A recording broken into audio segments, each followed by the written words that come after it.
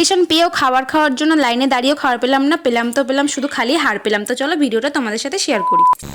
Hello সবাইকে, তো কেমন আছো তোমরা? সেদিন চলে গেছিলাম একটা জন্মদিন বাড়িতেই, ভাইপোটার জন্মদিন ছিল। তো দেখো এখানে কেক কাটবে বলে সবকিছু প্রিপারেশন হচ্ছে। পর স্টল থেকে এক প্লেট পকোড়া নিয়ে খাচ্ছিলাম। এই পকোড়া খাওয়ার চক্করে আমার আর কেক কাটিংটা দেখা হয়নি, আর তোমাদের সাথেও আমি শেয়ার করতে পারিনি। আর এইগুলো হচ্ছে বার্থডে বয়ের মা বাবা, তো একটু ওরা ফটোশুট করছে। আমার ওখানে যেতে যেতে অনেক লেট হয়ে গেছিল, তো সবাই ফুচকা পকোড়া খেয়ে নিয়েছিল, ওই জন্য ফুচকার স্টলে কোনো ভিড় নেই। আচ্ছা এই জিনিসটা কি তোমাদের সাথেও হয়? কোনো বিয়ে বাড়ি বা জন্মদিন বাড়িতে গেলে ফুচকার স্টল বসলে খেতে ইচ্ছা করে না? সত্যি কথা বলতে আমার না খেতে ইচ্ছা করে না, টাকা দিয়ে খেলে আবার বেশ খেতে ইচ্ছা করে। ফ্রি পয়সার জিনিস আমার খেতে ইচ্ছা করে না, কেন হয় আমার সাথে এটা জানি। আর আমি তো মাত্র 4 পিস ফুচকা খেয়ে ডান্স করতে চলে এসেছি। এখানে দেখো আমার বয়সী কাউকে দেখতে পাবে না, তো কি হচ্ছে, আমার বয়সী কেউ নেই বলে ডান্স করতে পারবো না? এখানে কাকিমা বৌদিরা বোনেরা সবাই ছিল, তো সবাই মিলে দেখো জমিয়ে আমরা ডান্স করলাম।